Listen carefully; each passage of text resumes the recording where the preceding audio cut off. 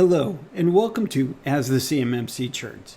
I'm Matt Titcomb, the CEO of Peak InfoSec, an authorized C3PO and CMMC Provisional Assessor. Today's episode is moving the Pentagon. It's all about leverage, and thankfully, DoD has given you leverage. You just may not realize it yet. So when it comes down to it, the new DoD Instruction 5248 that came out about a year and a half ago is your new best friend. It really is. It implements DoD's CUI program, and the main section that you're going to look to and learn to love is Section 5, Application of the DoD Industry. It's the most pertinent. Everything does apply, and it does shape on how you're going to operate, but this is the section that specifically gives you leverage. Now, before we jump into using this leverage, we need to give you some context, unfortunately. And this context is all about your PMO and contracting officers for the contracts you're going after. Well, kind of frankly, they're clueless. And it's not in a bad way, they just don't understand. So when you think of the F-22, you don't know anywhere in that plane where there's going to be potential CUI. Those tires could be CUI. Something that is made from within these components could all be CUI. Or it's at such a small point, nobody has a clue that this is even the F-22 at that point in time. Likewise, it could have your intellectual property that you've got rights in there. So the simple reality is when you're dealing with these really large, complicated programs, it is far less likely that DoD is to understand what is CUI in this. Now, when I was running my programs for the Air Force and for the Air Force Academy, it was really small. I knew what was CUI. My monitor engineers knew it was CUI, and so it'd be really easy for us to delineate and identify that and provide that in the guidance that we would be providing to our contractors. F-22, these big programs? No, they don't have a clue. Now, they're also, as we already spoke about, you're going to integrate in your COTS in. We've worked with clients that have said, oh, they want us to take this, but they want to change this one part. Everything else is the same, all right? So everything else that's the same that you would sell as COTS, that's still COTS. That change and the total of the change is now CUI. So you can make an argument for deaggregation of those things that were the same originally can still be bought and procured as COTS versus, and then the aggregation of the change and that tweak that DoD wants is now where it's CUI. Again, these are things you need to know and you need to be accounting for when you're working with DoD, where you've integrated in both COTS and that intellectual property of how it all fits together. So the other reality in this is PMOs and contracting officers are desperate for help. They just don't know it. And you can actually use DoD 5248 as your first point of leverage to help them. And in helping them, you will help yourself. Now, when we go on, let's go look back into 5248 first for where is the leverage. The first main leverage point that you're going to be able to exploit is going to be, again, in Section 5.1, Paragraph E. Again, the program officer requiring activity. Now, that could be formal PMOs or anybody, within contracting or different functional areas, must identify CUI at the time of award and provide information on aggregation and compilation. Blech. So that aggregation actually goes backwards. At what point in time can you deaggregate it and it's no longer CUI? Remember that COTS part's building up and suddenly you've got CUI when you add in the custom part. That's aggregation. Now you got to be able to know where to break it down. So you can go back and use this paragraph to this point for your leverage. Now, likewise, the PMO must renew this at time of every time there's a contract option years are being executed.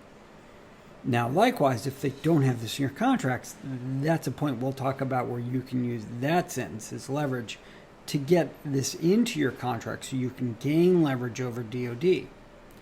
Now, section paragraph 5.3.b goes on to issue a little statement, and there's a little bit of confusion within the DIB about this. DoD can be, and it is generally expected by DoD to be generated by non-DoD entities. NIST 800-171 term would be a non-federal organization.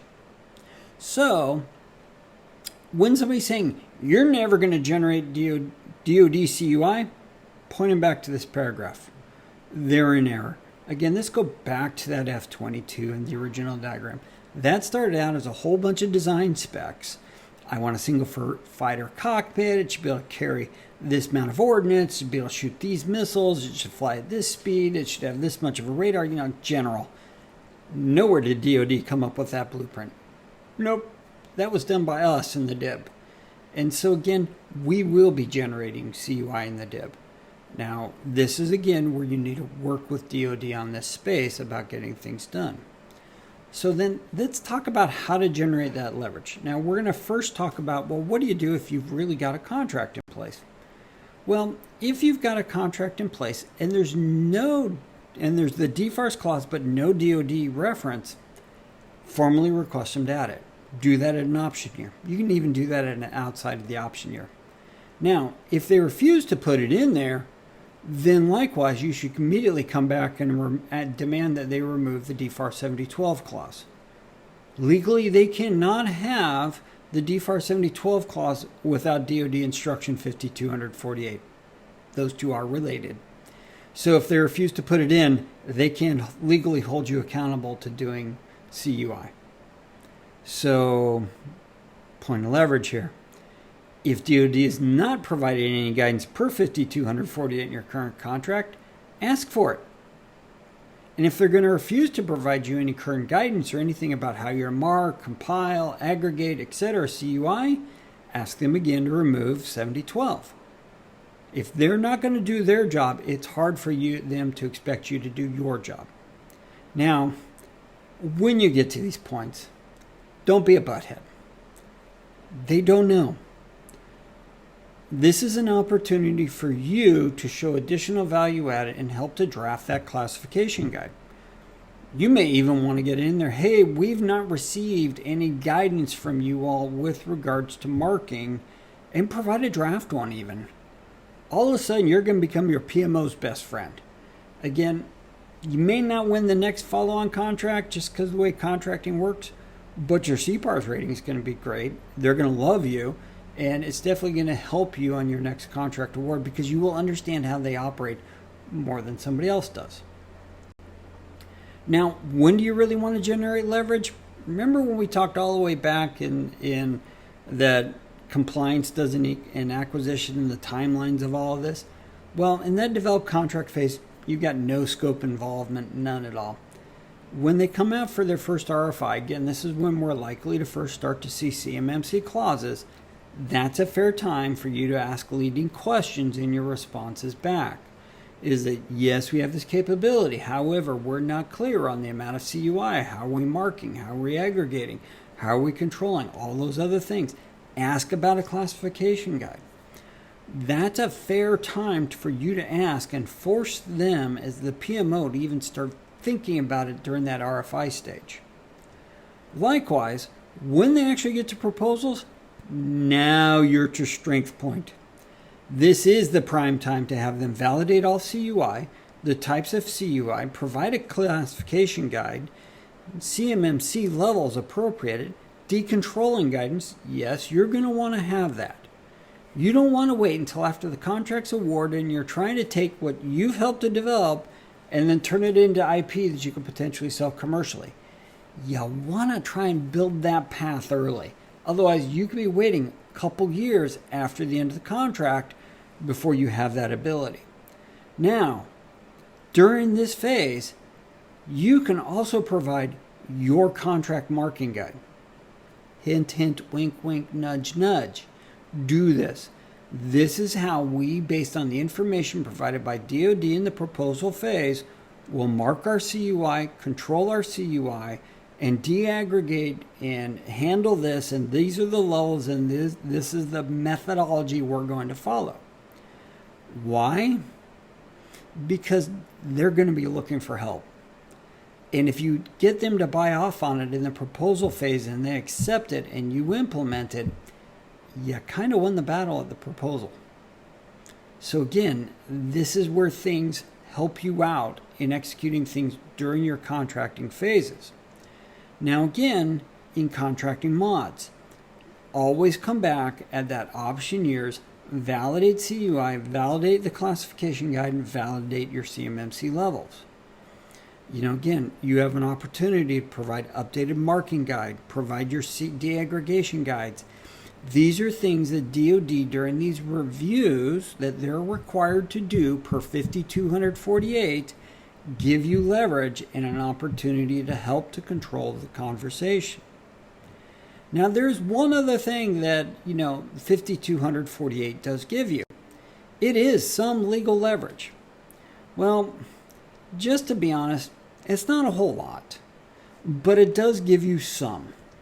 So in doing this, you need to be doing your due diligence, requesting this classification guide, requesting reviews of CUI, guidance on handling, marking, de-aggregation of CUI. Because why? You're forcing DoD to do their due care and their part of this conversation. Now, likewise, if you do get hit up with a False Claims Act charge, you have an incident, for some reason you're being investigated, it will weaken their case. Now, as you can see, my lawyer said, nah, you're not a lawyer, so you shouldn't talk about this. Well, and they do have two main points here. One, they didn't tell me defense only goes so far. It will help, but if you can show that you've done all this and DoD wasn't telling you and you didn't know how to provide adequate or what was going to be needed to be protected to provide adequate security, it does undercut the federal government's case against you. Now, downside, Christian doctrine still applies. If DoD was to hand you CUI that wasn't marked properly, it's still your job to mark it. So, kind of a catch-22 situation. Now again, not a lawyer, did not stay at Holiday Express. Call James or Robert. They're the ones that are going to give you the real legal advice on this one. So let's sum up. DoD 5248 is your new best friend. You really do want to learn on it and lean on it and use it to your advantage as much as you can within DoD.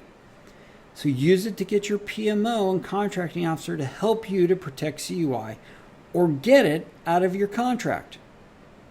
It's that simple. If they're not willing to do their part, it's kind of hard for them to keep 7012 in your contract. Likewise, be asking about it in the RFI and RFP stages.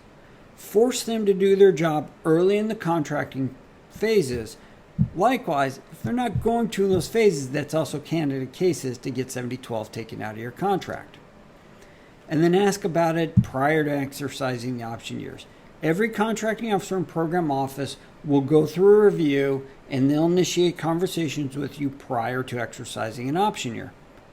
Those are opportunities for you again to re-energize this conversation on an ongoing basis with them.